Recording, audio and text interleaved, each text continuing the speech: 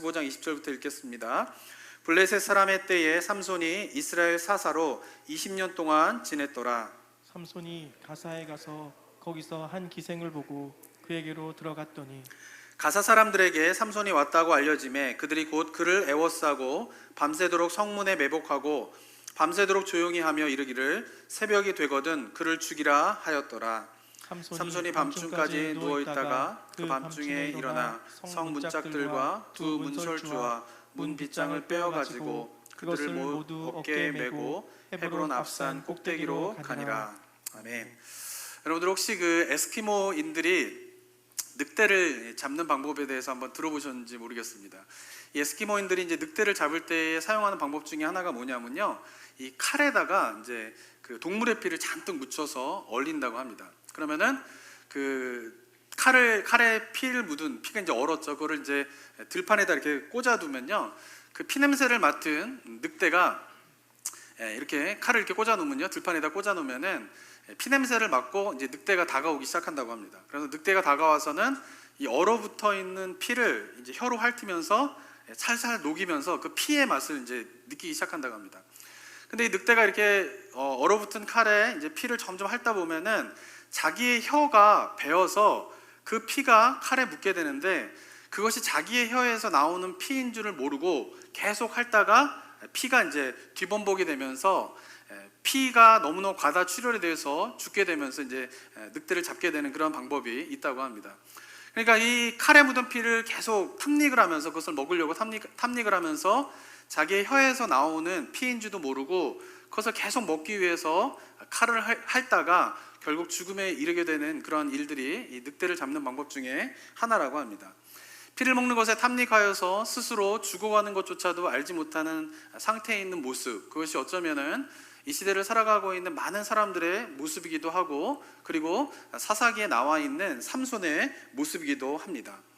하나님의 영이 임하여서 나귀턱뼈로 1000명을 죽인 삼손은 이제 이스라엘의 사사로서 20년의 세월을 지나게 됩니다. 15장 20절에 보면요, 블레셋 사람의 때에 삼손이 이스라엘의 사사로 20년 동안 지냈더라 라고 하면서 사사가 되었다라고 하는 말이 나오게 됩니다. 그런데 이 사사가 되었다라고 하는 이 삼손의 말은요, 이전에 있는 사사들과 비교를 해보면은 몇 가지 다른 부분이 있습니다. 기드온의 예를 보면요, 8장 28절에 보면 이렇게 기록되어 있는데요, 한번 8장 28절 한번 읽어볼까요? 시작.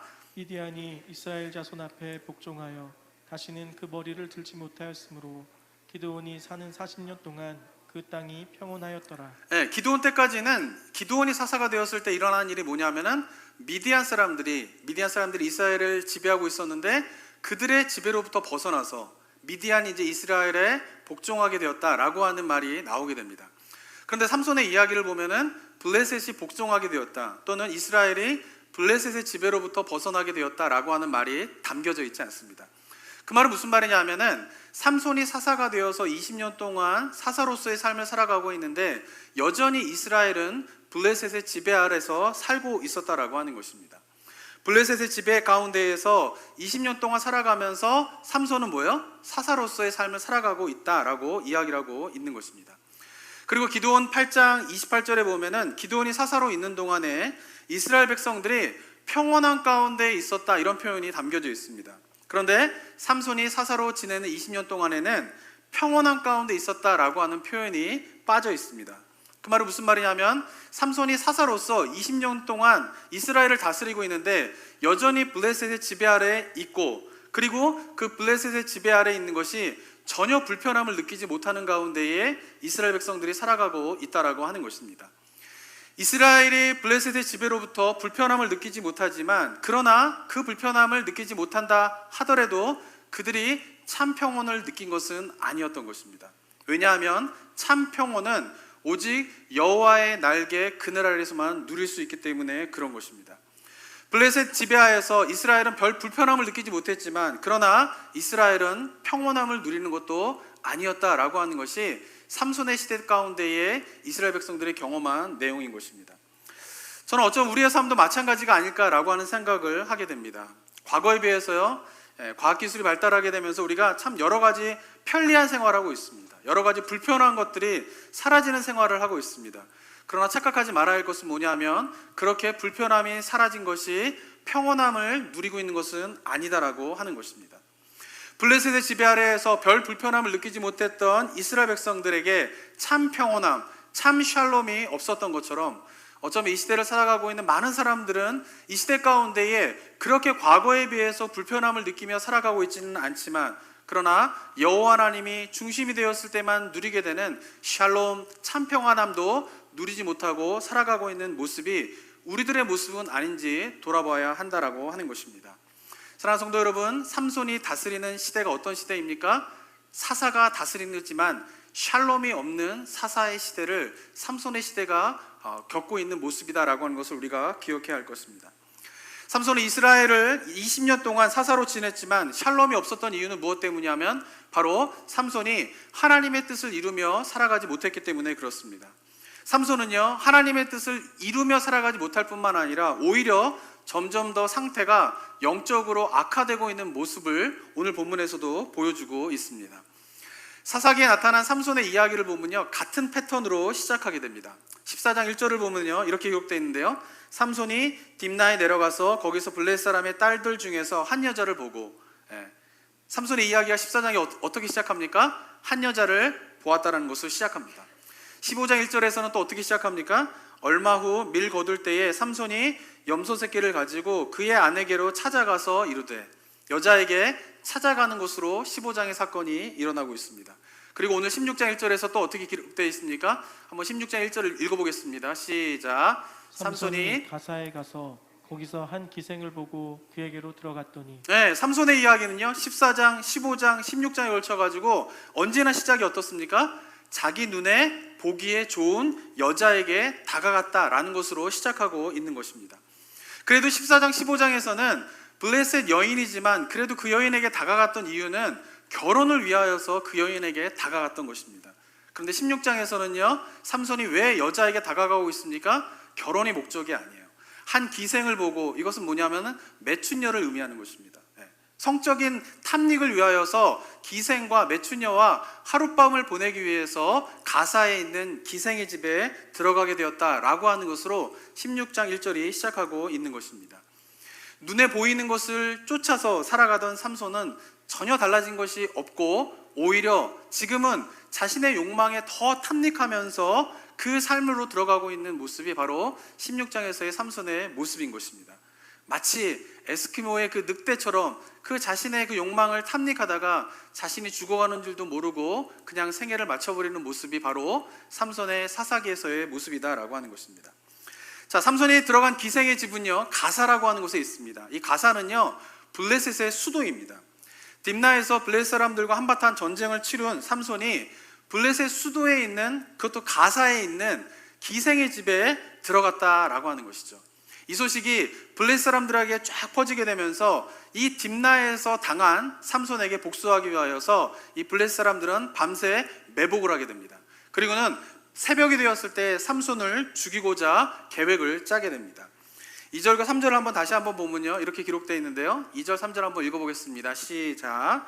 가사 사람들에게 삼손이 왔다고 알려짐에 그들이 곧 그를 에워싸고 밤새도록 성문에 매복하고 밤새도록 조용히 하며 이르기를 새벽이 되거든 그를 죽이리라 하였더라. 삼손이 밤중까지 누워있다가 그 밤중에 일어나 성 문짝들과 두 문설주와 문빗장을 빼어가지고 그것을 모두 어깨에 메고 헤브론 앞산 꼭대기로 가니라. 블레셋 사람들이 삼손을 죽이려고 하는 낌새를 알아챘는지 삼손은 밤중에 일어나서 한 일이 뭐냐면은 가사의 성문에 문짝을 드러냅니다. 그리고 문짝을 붙잡고 있었던 문설주도 뽑아냅니다. 그리고는 빗장을 어깨에다 메고, 그 무거운 것들을 어깨에다 메고 어디로 가냐면은 가사에서부터 헤브론 앞산까지 갔다라고 이야기를 하고 있습니다. 이 가사에서 헤브론 앞까지의 거리는요, 약 40마일 정도가 됩니다. 한번 지도를 보시면요, 가사는 이렇게 지금도 가자지구라고 하죠. 보통 요새 많은 그런 이스라엘에 문제가 일어나는 것이 가자지구인데 그것이 옛날에는 가사인 것이죠. 그러니까 해변가에 있는 가사에서부터 이 헤브론까지는 유대 땅인데 가기까지는 한 40마일 정도를 가야 하는 것이죠. 그리고는 이 가사에서 헤브론으로 갈 때까지는 한 3,000피트 되는 산을 넘어야지만이 갈 수 있는 거리가 바로 가사에서 헤브론까지 가는 거리입니다. 그냥 가기도 힘든데 삼손은 어떻게 했냐면 어깨에다가 성에 문짝을 메고 문설주를 메고 그리고 빗장을 메고 지금 40마일을 3,000피트의 산을 넘어서 가사에서부터 헤브론까지 가고 있는 것입니다. 얼마나 무모한 행동인지 모르겠습니다. 자, 그런데 삼손이 이렇게 무모한 행동을 한 이유는 무엇 때문이냐면 바로 블레셋 사람들에게 경고를 하기 위함이었을 것입니다. 딥나에서 삼손이 블레셋 사람들에게 큰 피해를 입히게 되자 가사에 있는 삼손을 죽이고자 블레셋 사람들이 매복을 하게 됩니다. 그러면서 삼손이 보여주고자 한 것은 뭐냐면 너희들이 지금 나를 죽이려고 하는 것이 얼마나 어리석은 줄 아느냐? 라고 하면서 힘자랑을 하는 것이에요. 나귀턱뼈로 1,000명을 죽일 수 있는 것이 나의 능력이다. 그리고 내가 문설주와 문짝과 빗장을 걸고 이 헤브론 산 앞까지 갈 수 있는 능력을 가지고 있는 힘을 가지고 있는 사람이 나이다 하면서 너희들이 나를 죽이려고 하는 것이 얼마나 어리석은 줄 아느냐라고 블레셋에게 경고하기 위해서 이런 일을 한 것입니다. 자, 그런데 이러한 경고는요 블레셋 사람들에게만 하는 것이 아니라 아마도 삼손은 유다 지파 사람들에게도 비슷한 경고를 하기 위하여서 가사에서부터 유다 지파가 있는 헤브론 산까지 갔다라고 볼 수가 있는 것입니다. 왜냐하면 우리가 15장에서 살펴보았지만은 블레셋 사람들의 밭을 여우 300마리로 불태우게 되자 유다 사람들의 반응이 어떻습니까? 3,000명의 사람이 삼손에게 다가와서 삼손을 결박해서 블레셋 사람들에게 넘겨준 것입니다. 삼손은 어떤 일을 경험했냐 하면은 자기의 동족인 유다 지파로부터 배신을 당한 것이에요. 그래서 삼손은 블레셋 가사의 성의 문짝을 들고 헤브론까지 간 것입니다. 왜냐하면 헤브론은 유다 지파의 수도에 해당되는 곳이기 때문에 그런 것입니다. 그러니까 블레셋 사람들에게만 경고를 하기 위한 것이 아니라 바로 유다 지파 사람들에게도 경고를 하기 위해서 그러한 일을 행하였다라고 볼 수가 있는 것입니다. 자, 그런데요 이 장면은 굉장히 저는 안타까운 장면이라고 생각합니다. 왜냐하면 삼손은요 블레셋 사람들에게 환영받지 못합니다. 자기가 좋아하는 여자를 찾아서 끊임없이 블레셋 사람들에게 다가가지만 블레셋 사람들에게 환영받지 못합니다. 그런데 블레셋 사람들에게 환영받지 못하는 삼손은 유다 지파 사람들에게도 환영받지 못하는 것이에요. 그래서 그가 간 곳은 어디냐면 헤브론 땅으로 간 게 아니라 헤브론 앞에 있는 산, 그것도 산 꼭대기에 그 가사의 성의 문짝과 문설주와 빗장을 들고 산 꼭대기로 도망가듯이 간 것입니다. 왜냐하면 유다 사람들이 삼손을 받아주지 않았기 때문에 그렇다라고 하는 것입니다. 사사이지만 유다 사람으로부터 환영을 받지 못하는 삼손의 모습, 블레셋에서도 거주하지 못하고 유다 지파에서도 제대로 거주하지 못하는 그 모습이 바로 삼손의 모습이다라고 하는 것입니다. 자, 우리는 이 삼손의 모습을 보면서요 한 가지 이해할 수 없는 그런 그 부분이 있습니다. 그것은 뭐냐면은 하나님이 왜 삼손을 택하셨냐라고 하는 것이에요. 자기의 욕망에 따라 눈에 보기 좋은 대로 그 욕망을 따라 계속 살아가는 그 삼손에게 하나님께서 태어날 때부터 나시린으로 택하시고 사사로 세우시고 뿐만 아니라 나귀턱뼈로 1,000명을 죽이고 그 다음에 문설주와 그 빗장을 들고 40마일의 거리를 걸어가서 헤브론 산 꼭대기에 오를 수 있는 그 엄청난 힘을 하나님께서는 왜 삼손에게 주셨느냐라고 하는 것입니다. 아마도 삼손에게 이런 엄청난 힘을 준 이유 중에 하나는요 아마도 이스라엘 사람들에게 무엇인가를 이야기하고 싶었기 때문이라고 저는 생각을 하게 됩니다. 삼손을 봐라, 하나님의 능력이 얼마나 위대한지를 삼손을 통해서 좀 보라라는 것이에요. 이스라엘 사람들, 너희들은 지금 블레셋 사람들이 두려워서 떨면서 그들의 지배 아래에서 불편함을 느끼지 못하며 살아가고 있는데 만약에 너희들이 일어나 블레셋과 싸운다라고 하면 삼손에게 보여주었던 그 능력을 너희에게도 주겠다라고 하는 것이에요. 그래서 일어나서 블레셋과 싸워라, 하나님의 힘을 의지하여서 블레셋과 싸워서 이겨서 너희가 하나님 나라 백성으로서의 삶을 회복하라 라고 하는 의미로 삼손에게 그 위대한 힘을 주었던 것은 아닌가라는 생각을 해보게 되는 것입니다. 그러나 안타까운 것은 무엇입니까? 그 괴력의 소유자인 삼손이 자신들의 지도자인 사사임에도 불구하고 그 삼손을 받아주지 않습니다. 그 삼손을 영접하지 않습니다. 뿐만 아니라 그 삼손과 힘을 합쳐서 그 삼손이 가지고 있는 힘을 이스라엘 사람들 모두에게 만약에 하나님께서 주신다라고 하면 블레셋과의 전쟁에서 누가 이기겠습니까? 이스라엘이 이길 것은 너무나 자명한 일입니다. 그런데 안타까운 것은 이스라엘 백성들은 하나님의 힘을 의지하여, 삼손에게 보여줬던 그 하나님의 힘을 의지하여서 블레셋과 싸우려고 일어나지 않고 있다라고 하는 것입니다. 왜냐하면 이스라엘 백성들이 영적으로 완전히 죽어버리는 상태 가운데 있기 때문에 그렇다라고 하는 것이죠. 사랑하는 성도 여러분, 저는 이 본문의 말씀을 묵상하면서요, 제 마음 가운데 떠오르는 마음 가운데 있는 두려움은 뭐냐면요, 이 시대의 교회가 이런 모습으로 가게 되기까지 어쩌면 멀지 않았다라고 싶은 그런 생각이 제 마음 가운데 찾아오게 되었습니다. 어쩌면 이대로 간다면요, 이 현대사회의 이 물질 만능주의의 시대에 완전히 교회가 동화되어서 하나님께 부르짖지도 아니하고 하나님의 능력을 사모하지도 아니하고, 그리하여서 하나님의 능력을 의지하여서 이 시대와의 그런 영적인 싸움을 하려고 일어서지 않는 모습, 그 이스라엘 백성들의 모습이 어쩌면 이 시대의 교회의 모습이 될 수도 있겠다, 그리고 어쩌면 그것이 머지 않을 수도 있겠다라고 하는 두려운 마음을 갖게 되었습니다. 사랑하는 성도 여러분, 삼손의 시대에 왜 이스라엘 백성들이 구원을 경험하지 못하게 됩니까? 그들이 부르짖지 않았기 때문입니다. 사사기의 이야기 속에서 삼손의 시대를 제외하면 여러 가지 어렵고 힘든 일이 있었지만 이스라엘 백성들이 하나님 앞에 부르짖기만 하면 하나님은 그 이스라엘 백성들의 부르짖음에 응답하여서 구원의 역사를 펼치셨습니다.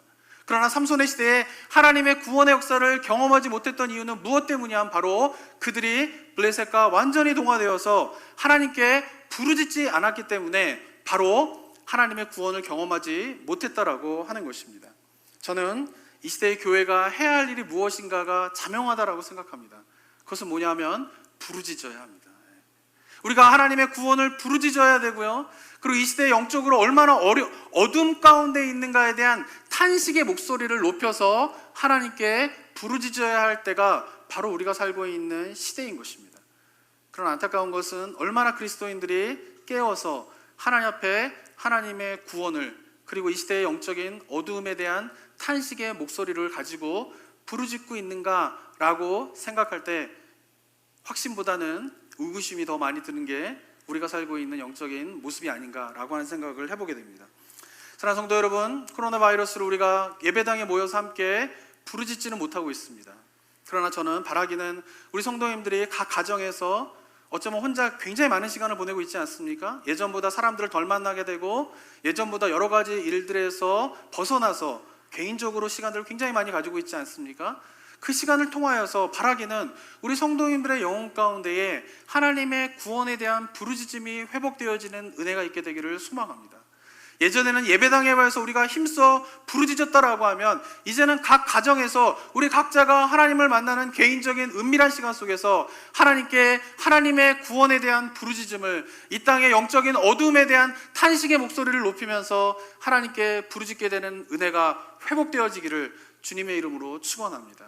이것이 우리 가운데에서 만약에 회복되어지지 않는다라고 하면 어쩌면 삼손의 시대 속에서 이스라엘 백성들이 하나님의 구원을 경험하지 못했던 것처럼 동일한 이유와 동일한 모습으로 우리가 하나님의 구원을 경험하지 못하지 않을까라고 하는 두려운 마음을 가지고 영적으로 깨어 주님 앞에 부르짖는 저와 여러분이 되기를 주님의 이름으로 축원합니다. 자, 삼손은요, 여호와로부터요 엄청난 힘을 선물로 받은 사람입니다. 말씀드린 것처럼 그 먼 거리를, 그 엄청난 무게의 성 문짝과 문설주와 빗장을 들고 걸어갈 수 있다라고 하는 것은 엄청난 힘을 가졌다라고 하는 것이죠. 그런데 이 힘이 누구에게로부터 왔습니까? 여호와 하나님께로부터 온 것입니다. 이 엄청난 힘을 가진 삼손은요, 결코 누군가에 의해서 어려움에 빠질 수 있는 사람이 아니에요. 누군가가 삼손을 괴롭히고 누군가가 삼손을 힘들게 만들어서 어려움에 빠지는 사람이 아닌 것이죠. 왜냐하면 그 모든 것들을 이겨나갈 수 있는 능력을 여호와 하나님으로부터 부여받았기 때문인 것이죠. 그런데 안타까운 것은 사사기에서 보여주고 있는 삼손의 모습은 어떻습니까? 삼손은 점점 자기가 스스로가 깊은 수렁 속으로 빠지게 되는 모습을 사사기의 모습 속에서 보여주고 있어요. 그리고 다음 주에 살펴보겠지만은 결국 16장에서 삼손은 비참한 모습으로 죽음에 이르게 되는 것이 그의 인생의 마지막 모습인 것이에요. 왜? 누군가가 누군가가 건드려도 그 모든 것을 이겨나갈 수 있는 능력을 하나님으로부터 부여받았음에도 불구하고 삼손은 사사기에서 점점 문제의 더 심각함으로 빠져들어가게 되는 이유가 무엇 때문입니까? 그것은 바로 자신의 욕망을 따라 살아갔기 때문에 그렇다라고 하는 것입니다. 로마서 1장에 보면요, 하나님께서 내리시는 형벌 가운데 가장 무서운 형벌이 무엇인가에 대해서 로마서 1장에서 이야기를 하고 있습니다. 1장 24절을 보면요, 이렇게 기록되어 있는데 한번 읽어볼까요? 시작. 그러므로 하나님께서 그들의 마음의 정욕대로 더러움에 내버려 두사 그들의 몸을 서로 욕되게 하게 하셨으니, 인간의 죄를 향하여서 끊임없이 나아가고 하나님을 버리고 우상을 숭배하고 자신의 욕망을 따라 막 살아가게 되자 로마서 1장 24절에서 하나님이 택하신 방법 중에 하나는 무엇이냐면 그 정욕대로 더러움에 내어버려뒀다라는 거예요. 그 말이 무슨 말이냐면 그냥 정욕대로 살도록 그냥 놔뒀다라고 하는 것이에요. 하지 말아라 하지 말아라 하고는 하나님의 목소리를 그치시고 그냥 자신이 원하는 대로 정욕대로 살아가도록 그냥 내어버려 두셨다라고 하는 것입니다. 26절에 보면 같은 표현이 나옵니다. 이 때문에 하나님께서 그들을 부끄러운 욕심에 내어버려 두셨으니, 28절에도 마찬가지입니다. 또한 그들이 마음에 하나님 두기를 싫어하며 하나님께서 그들을 상실한 마음대로 내어버려 두셨다라는 것이에요. 이 말은 무슨 말이냐? 그냥 자기가 원하는 대로 살도록 그냥 놔두셨다라고 하는 것이에요. 이것이 하나님이 인간에게 내릴 수 있는 가장 가혹한 형벌이라고 하는 것이에요. 왜냐하면 인간은 자신의 욕심에 따라 자신의 원하는 것 따라 살아가게 되면 결국은 어떻게 돼요? 피해 탐닉을 하면서 죽음에 이르는 늑대와 같은 모습이 바로 인간이 자신의 욕망을 끊임없이 이루려고 했을 때의 마지막 모습이기 때문에 그렇다라고 하는 것입니다. 저는요, 우리가 살고 있는 이 현대 자본주의 사회 속에서 우리가 깨어서 이 돈과 관련된 영적인 위기감을 가져야 된다고 생각합니다. 현대 자본주의가 갖고 있는 심각한 문제가 무엇입니까?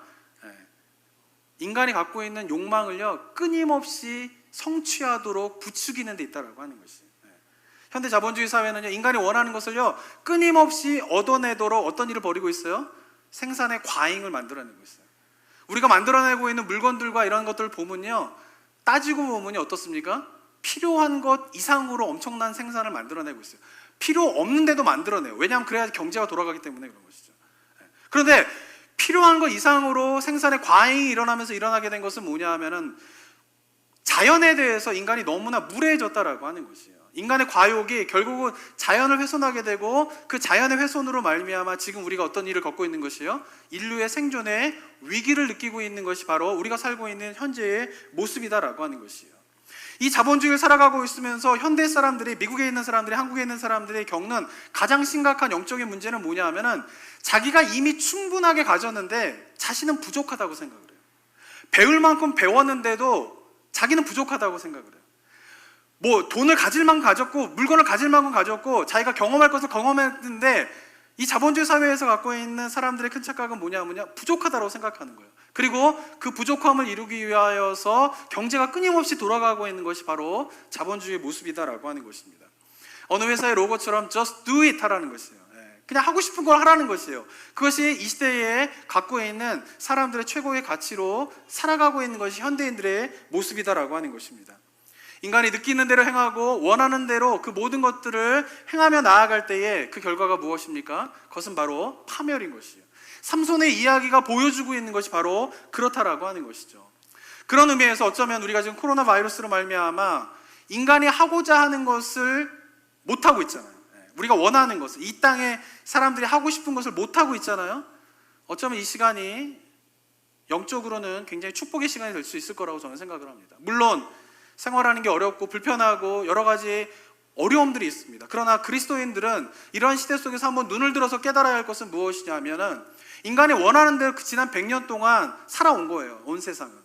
그런데 지금 코로나 바이러스 말미암아 지금 3개월, 4개월 동안 지금까지 해왔던 모든 생산과 활동과 그 모든 것들을 절제하고 할 수 없는, 물리적으로 할 수 없는, 억지로 할 수 없게 되는 그런 상황 가운데 우리가 처하게 되었는데, 이 상황 속에서 정말 우리가 깨닫고 발견해야 할 것이 무엇인가에 대해서, 그러면서 우리가 다시 한번 이 코로나 바이러스 사태가 끝나고 난 이후에 우리가 살아가야 할 삶의 모습 속에서 어디에 초점을 두고 살아가야 되는가를 우리가 깨닫고 발견하게 되는 은혜가 우리 성도님들 가운데 있게 되기를 소망합니다.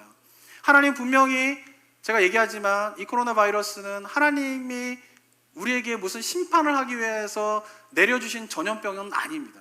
그런 생각은 정말 성경적이지 않아요. 그런데 기억하셔야 할 건 뭐냐면은 인간의 죄로 말미암아 이런 현상이 벌어졌는데, 이러한 현상 속에서 반드시 하나님이 우리에게 말씀하고 우리가 좀 깨닫기를 원하는 그 포인트가 있다라고 하는 것이에요. 저는 그것을 발견하게 된다라고 하면은 이 시간이 물리적으로는, 환경적으로는 좀 힘들고 어려운 시간일지 모르겠지만, 그러나 이 시간에 우리가 영적으로 다시 한번 회복되어지게 되고, 영적으로 지금까지는 잊어버렸고 생각하지 못했던 영적인 새로운 초점을 가지고 이 시간 이후부터 우리의 삶을 살아갈 수 있는 기회가 되지 않을까라고 하는 생각을 갖게 됩니다. 사랑하는 성도들, 그것을 깨달음을 발견하게 되는 은혜가 있게 되기를 원하고요.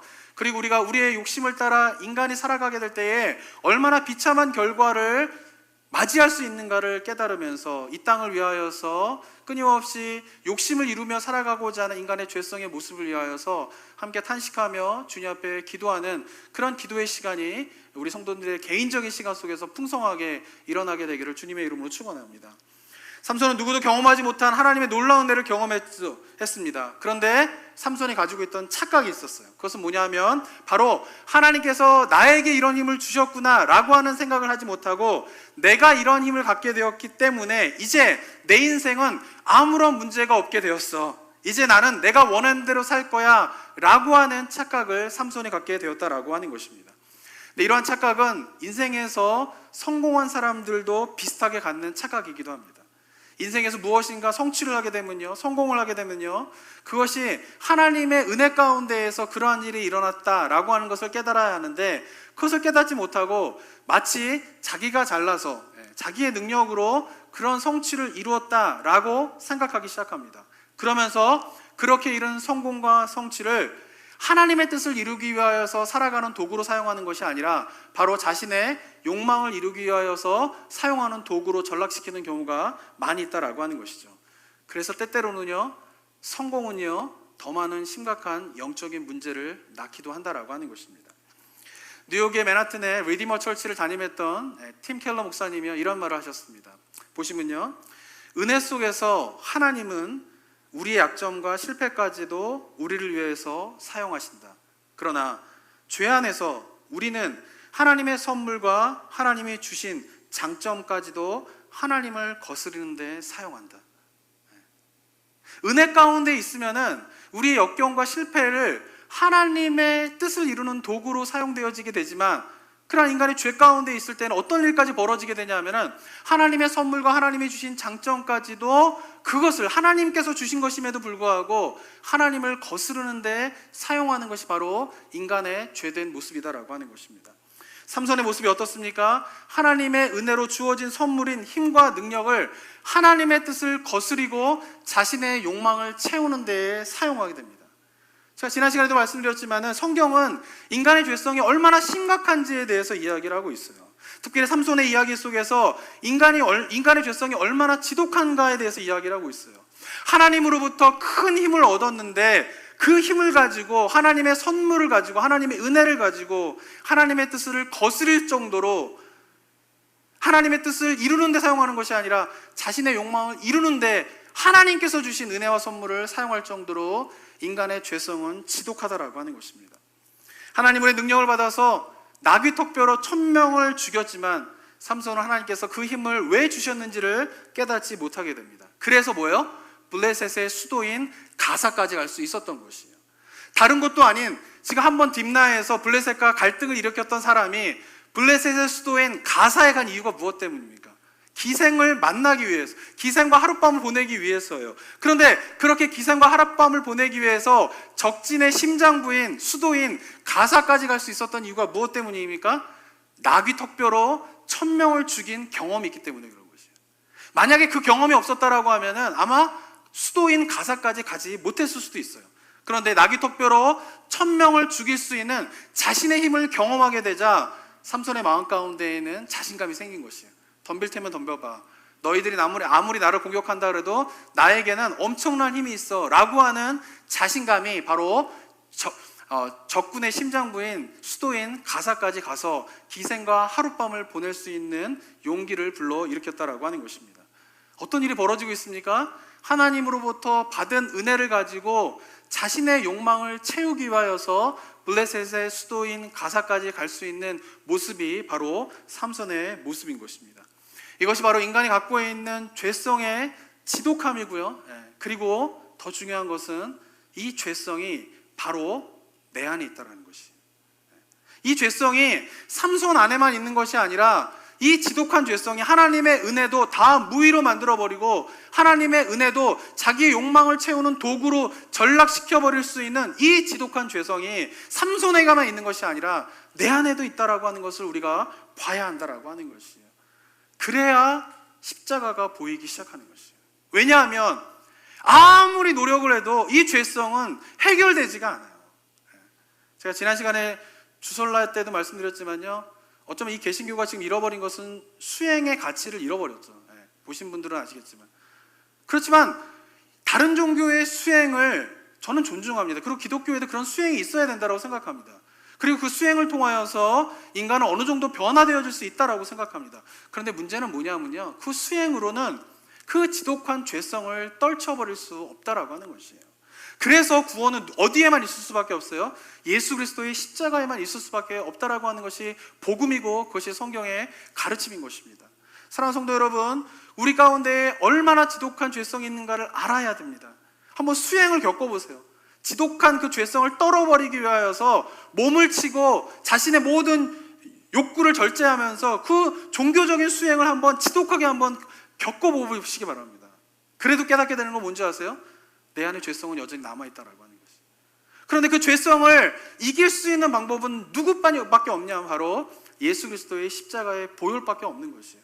그래서 내 안에 죄성이 얼마나 심각한가를 깨닫게 되면 그제서야 예수 그리스도의 십자가가 보이는 것이에요. 왜냐하면 그 예수 그리스도의 십자가가 아니면은 내 안에 있는 이 지독한 죄성이 도저히 해결될 수 없구나 라고 하는 깨달음 속에서 주님의 십자가를 바라보며 날마다 그 주님의 십자가 앞에 나아가게 되는 그리스도인의 영성이 회복될 수 있기 때문에 그런 것입니다.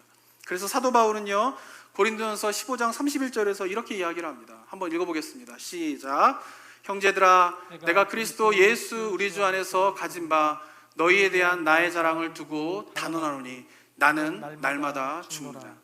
갈라디아서 2장 20절에서 뭐라고 해요? 내가 예수 그리스도의 십자가에서 함께 죽었다라고 이야기합니다. 그것은 과거의 이야기가 아니라 everyday, 매일매일 일어나고 있는, 매일매일 바울이 경험하는 일인 것이에요. 어디에서 자신을 날마다 죽이겠습니까? 예수 그리스도의 십자가에 자신을 날마다 못 박는 것이에요.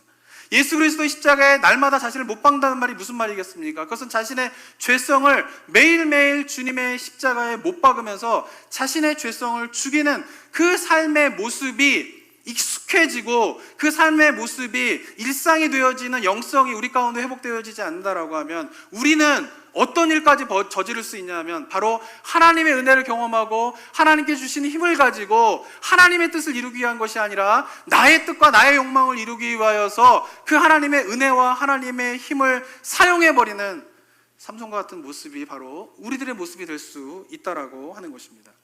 사랑하는 성도 여러분, 삼손의 모습은요, 언뜻 보면요, 너무 어리석어 보입니다. 어떻게 저럴 수가 있지라고 생각할 수 있습니다. 그래서 그 삼손의 이야기는 나하고는 별로 상관이 없는 것 같아, 나는 절대 저러지 않을 거야 라고 우리가 생각하는 경우가 참 많이 있습니다. 그러나 만일 우리가 매일매일 주님의 십자가 앞에서 우리의 죄성을 못 박는 삶이 없고, 만약에 우리가 내 안에 얼마나 심각한 죄성이 있는가에 대한 깨달음이 없는 채 살아간다라고 하면 우리는 우리 자신도 모르는 사이에 나의 욕망을 채우기 위하여서 하나님의 은혜조차도 사용해버리는, 하나의 나의 뜻을 이루기 위한 도구로 전락해버리는 그 삼손의 모습이 어느 순간 나의 모습이 될 수 있다라고 하는 것입니다. 왜냐하면 나의 죄성을 주님의 십자가에 날마다 못 박지 않는다라고 하면 내 안에 있는 그 욕망이 꿈틀거려 나를 지배하게 되고 나의 삶은 삼손과 같이 그 눈에 보기에 좋은 것을 쫓아서 살아가는,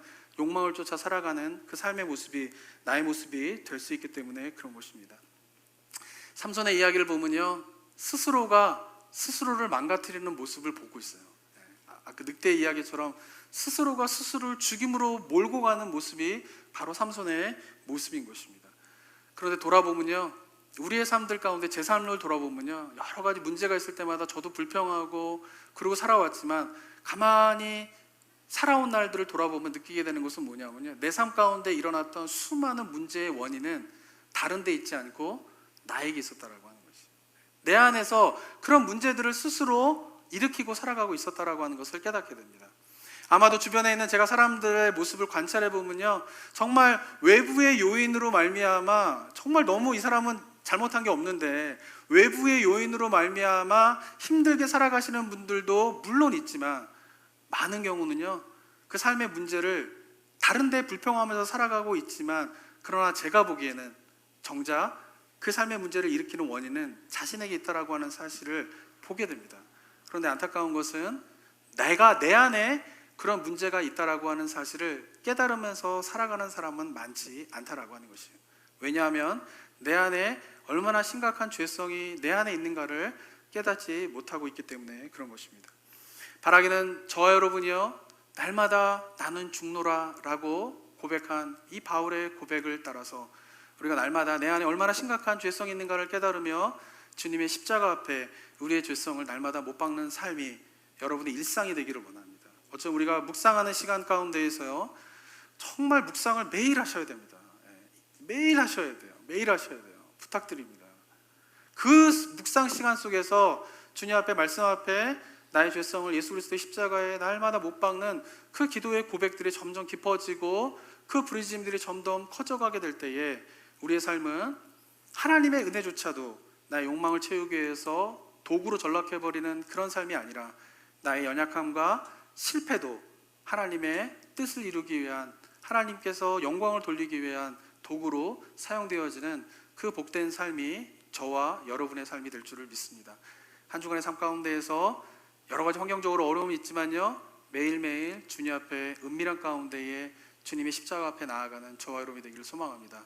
은밀한 가운데에 우리를 만져주시고 회복시켜주시는 그 하나님의 은혜의 풍성함들을 날마다 깊이 경험하게 되는 은혜가 한 주간의 삶 가운데 있게 되기를 주님의 이름으로 축원합니다. 함께 기도하겠습니다.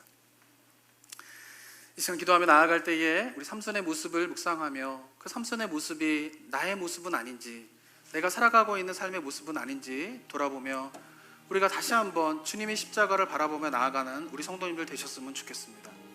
아무리 내가 결단하고요, 아무리 내가 무엇인가 다짐을 해도 그 죄성에 넘어지는 것이 인간의 모습인 것입니다. 그래서 주님의 십자가를 붙잡아야 합니다.